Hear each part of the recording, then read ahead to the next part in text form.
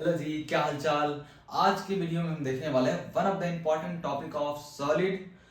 तो इसमें हम देखेंगे स्ट्रेस स्ट्रेन कर्व, जो कि काफी इंपॉर्टेंट है। इंपॉर्टेंट इसलिए है क्योंकि है तो बड़ा छोटा टॉपिक, लेकिन इससे वैरायटी ऑफ क्वेश्चंस होते हैं, वैरायटी ऑफ सवाल बनते हैं, अलग अलग लेवल का बनते हैं, चाहे वो जेई हो या नीट। वो इस टॉपिक से मोर फ्रिक्वेंटली क्वेश्चंस पूछते हैं। किस तरह के क्वेश्चन पूछते हैं, क्या कॉन्सेप्ट है, एक एक करके हम 2 मिनट में 3 मिनट में फिनिश करेंगे। सो लेट्स से ये है ग्राफ जो जिसको बोलते हैं स्ट्रेस स्ट्रेन कर्व। किसी भी मटेरियल का ऐसा ही होता है, बट इसमें किसी में थोड़ा सा सेट में चेंजेस होते हैं, कहीं ज्यादा होता है कहीं कम। Will discuss one by one, पर हम जनरल ग्राफ ले लिए।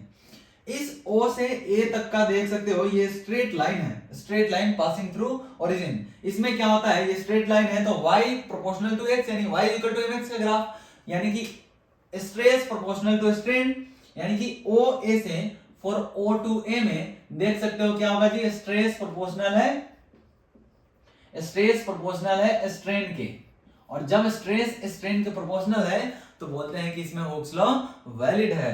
यहां पे हुक्स लॉ वैलिड है, ठीक है जी। यानी कि अगर प्रोपोर्शनैलिटी हटाएंगे तो यहां से आ जाएगा stress is equal to Young's modulus, यानी modulus of elasticity into strain. Clear.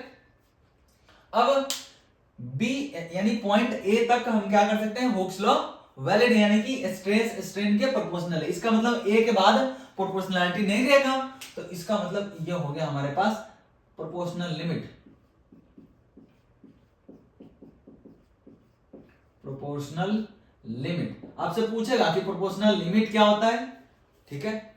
अब जैसे ही ए के बाद देख सकते हो, ए के बाद अगर हम थोड़ा सा स्ट्रेन बढ़ा रहे हैं, सॉरी थोड़ा सा स्ट्रेस बढ़ा रहे हैं तो स्ट्रेन थोड़ा बढ़ रहा है। देख सकते हो यहां से हम इतना बढ़ा दिए, इतना हम स्ट्रेस बढ़ा दिए तो स्ट्रेन देख सकते हो कितना बढ़ रहा है, इतना ज्यादा बढ़ जा रहा है स्ट्रेन, ठीक है।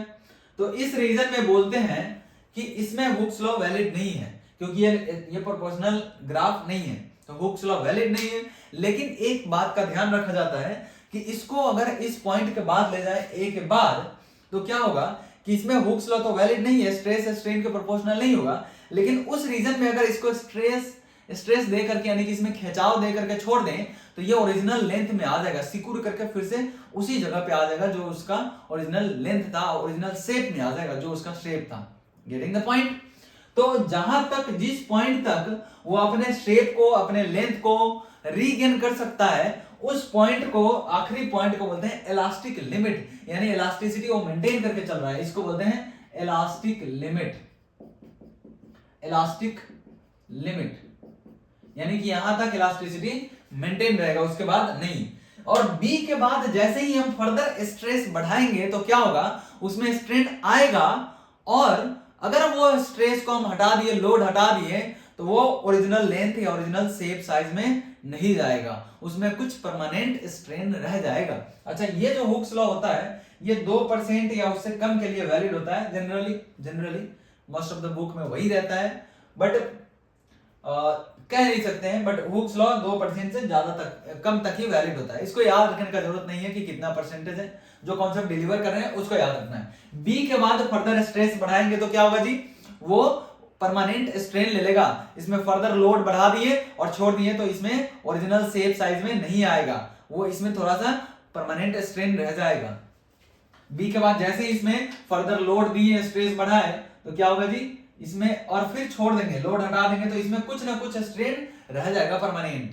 बी के बाद परमानेंट इसमें स्ट्रेन रह जाएगा, तो बोलते हैं कि वहां पे इलास्टिसिटी जो मेंटेन कर रहा था, इलास्टिक लिमिट, वो क्रॉस कर दिया है। अब वो इलास्टिक नहीं रह जाएगा, वो उसमें कुछ परमानेंट स्ट्रेन रह जाएगा। बी के बाद देख सकते हो, even after decreasing the stress, strain बढ़ रहा है। और सी एक ऐसा पॉइंट है, सी के बाद अगर थोड़ा सा स्ट्रेस बढ़ा रहे हैं तो स्ट्रेन बहुत ज्यादा बढ़ रहा है। देखो जरा, यहां से थोड़ा सा हम स्ट्रेस बढ़ाए, ऐसा इतना हाइट तक हम स्ट्रेस बढ़ाए, तो देखो स्ट्रेन कहां तक गया, इतना ज्यादा स्ट्रेन बढ़ गया। यानी कि even after small increment in the stress, strain increases more rapidly. ऐसा पूछेगा कि इस ग्राफ में किस रीजन में स्ट्रेन मोर रैपिडली इंक्रीज करेगा as compare to the stress, तो ये है region after C and before D, ठीक है जी। कब तक ये चलेगा कि हाँ थोड़ा सा स्ट्रेस बढ़ाए, स्ट्रेन बहुत ज्यादा बढ़ेगा, तो अप टू डी पॉइंट तक। अप टू डी पॉइंट तक। डी को बोलते हैं ब्रेकिंग पॉइंट, डी को बोलते हैं ब्रेकिंग पॉइंट, यानी कि इतना अगर हम स्ट्रेस लगा दिए तो भैया ये गया, टूट जाएगा, ये टूट जाएगा।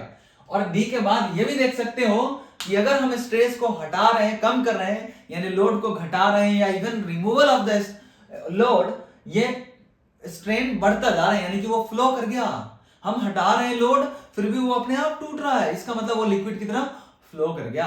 और फ्लो कर गया, इसको बोलते हैं rupture point, rupture point, rupture point. और इसको बोलते हैं ब्रेकिंग पॉइंट, ऐसे ही आपको याद रखना है।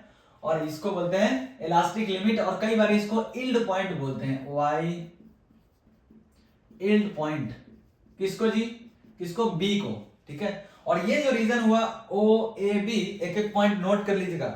ये रीजन ओ ए बी, इसको बोलते हैं इलास्टिक रीजन, इसको बोलते हैं इलास्टिक रीजन। ये हो गया हमारा इलास्टिक रीजन, इलास्टिक रीजन। और जो रिमेनिंग बच गया उसको बोलते हैं प्लास्टिक रीजन, रिमेनिंग को बोलते हैं प्लास्टिक रीजन। अब ध्यान से समझिए क्वेश्चन कैसा आता है। पूछेगा, दो ग्राफ दे देगा ऐसा स्ट्रेन स्ट्रेस कर्व, बोलेगा ये दोनों में से कौन सा मटेरियल मोर इलास्टिक है। तो इलास्टिक सबसे पहले देखेंगे tan theta which is slope, और स्लोप होता है delta y divided by delta x, यानी y by x p by v। तो ये हो जाएगा stress by strain, stress by strain. और आपको पता है स्ट्रेस बाय स्ट्रेन क्या होता है? क्या होता है जी? Modulus of elasticity, that is Young's modulus. और यंग्स मॉडुलस यानी मॉडुलस ऑफ इलास्टिसिटी जिसका ज्यादा होगा वो मटेरियल मोर इलास्टिक होता है, वो मटेरियल मोर इलास्टिक होता है। तो यानी कि ये ज्यादा होगा यानी tan थीटा ज्यादा होगा, यानी कि स्लोप ज्यादा होगा यानी थीटा ज्यादा होगा। तो जिसका भी एंगल, यानी कि एक ग्राफ ऐसा है, एक ग्राफ ऐसा है और एक ग्राफ ये है, तो ये मोर इलास्टिक होगा, उससे कम इलास्टिक ये होगा और सबसे कम इलास्टिक ये होगा। दूसरा सवाल क्या पूछेगा? देखो लिख नहीं रहे हैं, टाइम बचा रहे हैं। दूसरा सवाल ऐसा पूछेगा, दो ग्राफ दे देगा जिसमें ये जो रीजन दे रहा है ये छोटा दे देगा, ऐसा यही तक ग्राफ रहेगा, इसके बाद नहीं रहेगा। बोलेगा कि ये दोनों में से कौन सा मोर डक्टाइल है, कौन सा मोर ब्रिटल है। तो प्लास्टिक रीजन, ये जो देख रहे हो प्लास्टिक रीजन, ये जिसका ज्यादा होगा वो मोर डक्टाइल होगा और जिसका कम होगा वो मोर ब्रिटल होगा। यानी कि डक्टाइल मतलब वो खींचा जा सकता है आराम से, और ब्रिटल मतलब खींचेंगे तो टूट जाएगा जल्दी, यानी कि उसमें प्लास्टिसिटी कम है, प्लास्टिसिटी कम रहेगा यानी मोर ब्रिटल। तो जिसका प्लास्टिक रीजन ज्यादा होगा वो मोर डक्टाइल, जिसका कम होगा वो more brittle, less ductile. Got the point? Clear है क्या? तो इस तरह से क्वेश्चन पूछते हैं। इसमें क्या क्या इंपॉर्टेंट है, ये ब्रेकिंग स्ट्रेस क्या होता है, रप्चर पॉइंट क्या होता है, सी पॉइंट का क्या इंपॉर्टेंस है यहाँ पे, बी का क्या है, ए का क्या है, ये यहाँ पे प्रोपोर्शनल लिमिट, इलास्टिक लिमिट, ये सब याद रखना है। और अलग अलग जो मैंने क्वेश्चंस बताया उस तरह क्वेश्चंस आते हैं।